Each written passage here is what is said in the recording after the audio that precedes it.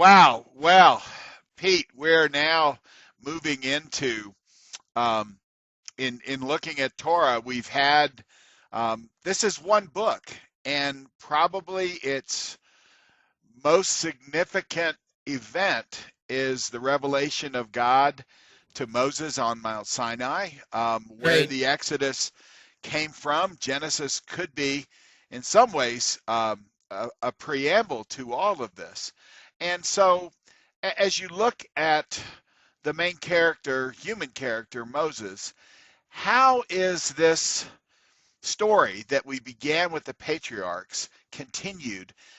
We started with Abraham. We're Right. hundreds and hundreds of years Right. away from that reality, and yet, what does what does the author do to make us be reminded of Abraham? Right. So the fascinating thing about both Moses and Abraham is that they're both in some ways kind of alike and kind of different. The thing that's really cool about uh, Moses is that he's got this aspect of him, and Warlow does an excellent job bringing this out, that he's both sort of an Egyptian and he's also an Israelite, right? He's got this name that has this dual meaning, right? Moshe, yeah, The yeah, Ramesses yeah, and Tutmosis, yeah. it literally means son. So it actually establishes him as almost a legitimate sort of claimant to rule within Pharaoh's court. And of course, he gets into Pharaoh's court by sheer, divine providence. And of course, Abraham has that same kind of thing going on, where he's truly a Gentile when he's called. He really is literally called out of the nations, right? He is Yeah. a Gentile, but he also paradoxically becomes the father of Israelites, who are a very distinctive race of people sort of within the broader flow of Gentile humanity, the sort of unmixed Gentile humanity. So they both kind of have that kind of balance, and it's really sort of interesting that way. Now, there are some differences also between them that are worth pointing out. Moses is more mystical. Yeah. The highlight of Moses's career are these sort of mystical encounters that he has by speaking to God in flames, in fire, and these sort of theophanic encounters where God sort of, makes his presence felt and known through these dramatic episodes. And of course, the burning bush is but a literary kind of precursor for the great theophany that he's going to Sinai, experience when yeah. he goes up Mount Sinai and gets to see God face to face, or at least as close to seeing him face to face as any person in the Bible did before or since, arguably until the time of Jesus himself. So Moses really has a privilege that Abraham doesn't. Abraham's dealings with God, for the most part, you do have that little theophanic vision that he has in Genesis 15, but for the most part, Abraham's dealings with God are fairly mundane. God speaks to him, and yeah, he does look up at the stars here and there, but the speeches, apparently, I don't know exactly how it sounded, but apparently he just talks to him just kind of here or there. I'm going to give you this land. I'm going to give you promise. I'm going to give you a great nation. And indeed, the promise itself is literally mundane. It is centered around things that are going to happen, at least apparently in the world, right? It's a land that has borders, and it's going to be a people that's a defined people, and who will ultimately bless all the other peoples of the earth. You can interpret this, at least in the earlier version, as being a very kind of a promise that you can sort of understand within the flow of ordinary human history. So they are both different that way. I think the differences between Moses and Abraham is very, very crucial, though, to kind of understanding, in one way, the differences between Christians and Jews in terms of how we read the Old Testament. For Jews, it goes without saying that Moses is really very much a central figure. And particularly in Rabbinic Judaism, it's very much centered around Torah and the law, and that ultimately goes back to Moses. It has to go back to Moses, right? That was probably to some extent, maybe to a lesser extent, true in Paul's own day. But what Paul does is really, in effect, say, no, not really, because ultimately the promise of God that really Christ fulfills is given to Abraham first and many, Yeah. many centuries before the time of Moses. And so it's really broadly within that promise and the fulfillment of that promise that the Mosaic story has to be sort of fitted into. In other words, we're fitting Moses into the Abrahamic framework for Paul. And if you had to sum up Paul's interpretation of the Old Testament within like one sentence, that would almost be how you do it. Abraham And that believed has God. Yeah. Yeah. exactly. You have the second Corinthians, Shekinah, that Moses had to cover his face, Mhm. and those things. Sure, But exactly, it exactly. was as an illustration of the glory of the ministry, and Sure, exactly, not exactly. arguing the theology that he argues in Right. Romans and Galatians. Right, Yeah. right, right. And of course, given that Abraham receives the promise of God and the promise is fulfilled in the time of Christ, the law for Paul really needs to be sort of understood within that framework. So if we're living in a period of time after the promise is given through Christ when he dies and ascends to heaven and gives the Holy Spirit, and that for Paul is if not the full fulfillment of the promise, is the down payment on that, then we need to understand the law profoundly differently. It's not that exactly that we throw the law out, but that the law can't mean the same thing anymore Hmm. in a time in which the Spirit has been given. That's really, a very, very basic difference between Christianity and rabbinic Judaism. We must, for Paul, of necessity, understand the law and its commands differently in an age in which the Holy Spirit is given.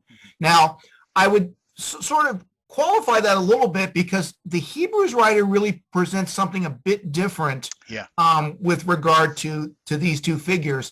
The Hebrews writer really, in some ways, preserves the centrality of this idea of Moses ascending to heaven, through Sinai, because the Hebrews writers, the essence of the Hebrews writer is that the true tabernacle is in heaven, right? Right. He does this This is just beautiful a copy. interpretation Yeah. of how Moses is commanded to make the tabernacle on earth, but really it's according to the pattern of which he sees in heaven, which tells him, aha, well, there must be a tabernacle in heaven, and that's the one that Christ in his new priesthood is opening up for us. And so in some ways, that's really the central story that I would say is kind of central to the way Hebrews understands Hmm. the Old Testament. And it's astounding. Hebrews does make a very big deal about Abraham, but it's really kind of cool what he does. I mean, when he talks about Abraham's promise and his faith in Hebrews 11, he tells us that Abraham looked forward to the city when he received the promise, that Yeah. is, which has its foundations, whose builder and maker is God. So in other Yeah. words, he's taking up now Abraham's promise into this idea of the Mosaic kind of ascent, right? That there, just as there's a real heavenly tabernacle, Abraham is also sort of looking forward to this sort of heavenly reality, which is really very much above. In other words, he's kind of taking the Abrahamic story and sort of pulling it into a Mosaic framework, which is in some ways very different than what Paul is doing by taking the Moses story and sort of relativizing it within the Abrahamic framework. Hmm. And so if you had to sort of, that's one of the reasons I think Hebrews and Paul are very complementary, right? That there's not just one way of reading the Old Testament Yeah. in a Christian kind of a vein, but they almost certainly are different authors. But it's really cool to kind of ponder this. I think as we're trying to sort of make sense of the big pictures, I think a lot of our students are. Yeah. What was it? I think Eusebius has Origen quoted as far as the author of Hebrews, it's either only God knows or truly God knows.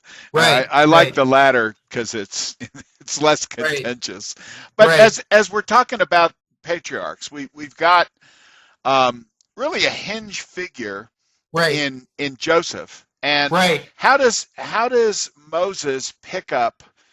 We have a Pharaoh who knew not Joseph, right, to quote the King James, and yet um, in what ways does Moses continue Right. the Joseph influence? I mean, Yeah. obviously in the court, but what else? Right. Well, that's a great question because if you go back to the patriarchs themselves, um, it's sort of paradoxical in a way because just as Abraham is called sort of from the Gentiles, he nevertheless is called from the Gentiles, but he still maintains this sort of rigidly kind of patrilineal approach to his own family, at least in the first few generations, right?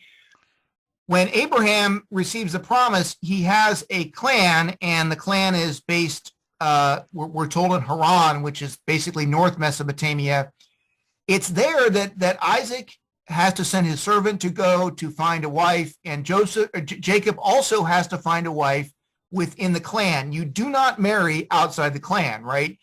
There is this sort of, sort of traditional, preoccupation with sort of preserving the father's inheritance within a narrow line, and not allowing a lot of sort of tribal and ethnic and racial intermixture afterwards. And that's actually very, very an important sort of tradition that you still have to some extent to this day within the Middle East. It tends to be very tribal in the way people approach traditionally, in the way people approach marriage and family. Well, Joseph, as we know, overturns that completely, right? When Joseph takes a wife, he takes a wife who's Asenath, who we are given to believe is almost certainly someone who is Egyptian. So you have now a very, very different tradition of intermarriage, but also an intermarriage that really, in some way, is a strategic intermarriage, right? It helps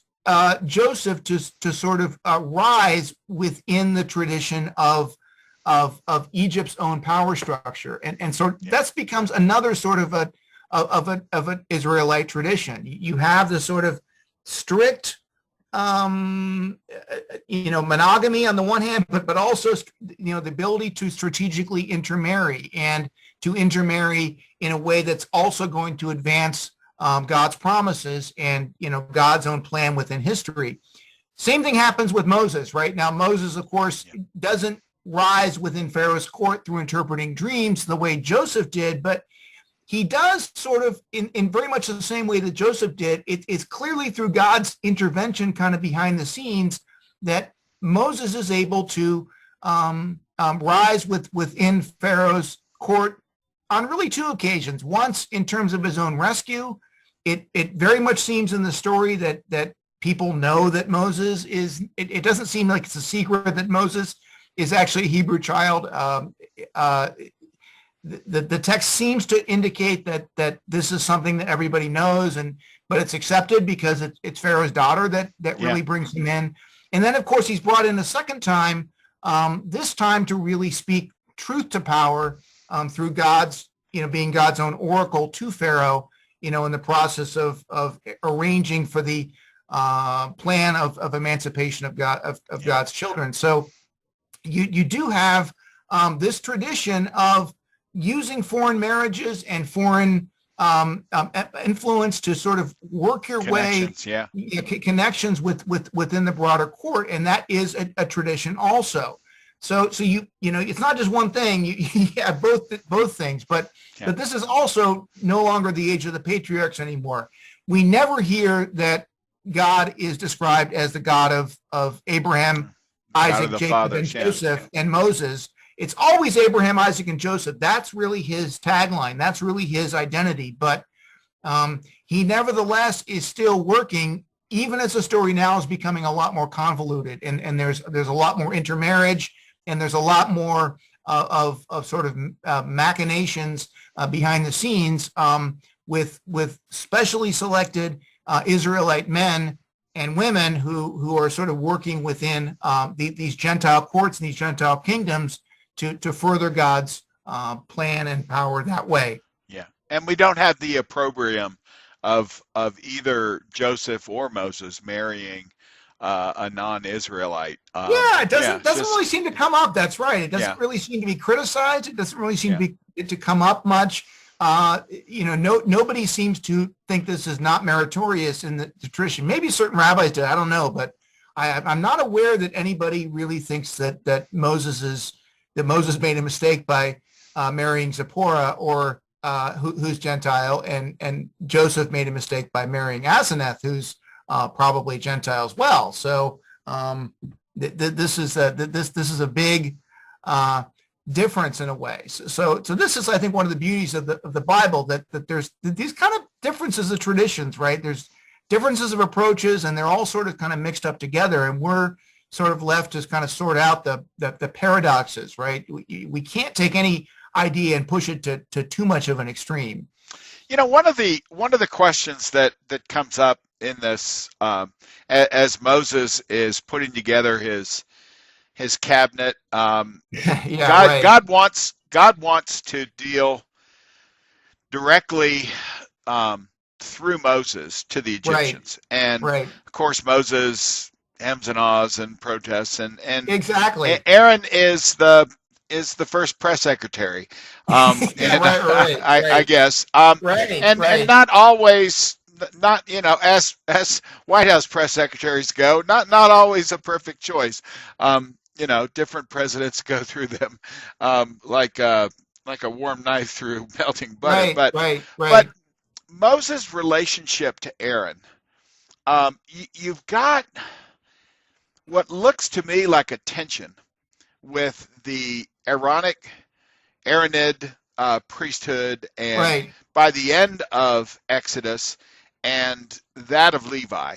But maybe we talk about that at a different point. But Right. how do you work this relationship that is part of God's permissive will, as Moses proposes him, and yet probably not the direct relationship that God would have preferred? He should be the mediator of revelation, Yeah. and talk about that relationship. That's right. That's right. So just like you're seeing kind of a lot of templates of things, like Abraham becomes kind of a template for Israel, a template for the promise. So people act as sort of theological templates in a way that they become identified with specific kind of theological ideas and motifs that really are going to be important later. And one of these templates is this idea of God speaking to a person, but asking that person to relay revelation, relay information to a broader audience, right? This is really the first time that this happens. We're never told that Abraham was ever instructed by God to, tell everyone about this, to tell everybody else about the promise, right? Isaac doesn't do that. Jacob doesn't do that, right? Now maybe he did, but we're not told that he did. So, whether he did or whether he not, who would trust Jacob anyway? So. Exactly. Yeah, exactly. Go ahead. Didn't mean to interrupt. No, but you're right. So it's an interesting thing, though, that in this case, Moses is really sent to be a mouthpiece, and right. Moses does not speak very well. He has a stammer problem, and he's not really articulate. And so, this becomes, of course, an objection that's quickly leveled against God's plan to use him. He seems very unsuited to be this mouthpiece. And so what God tells him in Exodus 4, and you should look this up, this is, I think, a very important passage. It's this astounding claim. Well, don't worry about this. God gets angry at him and says, look, don't worry about this. I will take care of it. You will be as God to Aaron, and he, in effect, will be as Moses to the people, right? So not only is Moses asked to relay, become, in effect, the voice of Yahweh to Israel, that now you have even one step removed, that now you have Aaron, who's going to become the voice of Moses, who's the voice of Yahweh to the people. And the text makes this astounding claim that Moses is even going to be a ka Elohim, as God to Aaron. And this is really an astounding sort of of a motif. And I think it would be one thing if this never is used again, but we can see very quickly that not only is this used again, this becomes very much a pattern of how revelation works, beginning in the career of Moses as it's depicted in Exodus, Leviticus, Numbers, and Deuteronomy, and continuing this on through the Levitical priesthood. That just as Moses is acting as the voice of God, he's the person who gets to commune with God face to face, that this revelation is nevertheless continued in various ways in the life of Israel through other people who are specifically designated to continue the Mosaic tradition on. And you can see this in a lot of ways, right? In the things that Moses is commanded to build, the ark, the tabernacle, for one thing. It gets very deep, and we don't have time to get into it too much here. I do have a video on this if you want to see it. Probably a lot of students have seen it, maybe some haven't.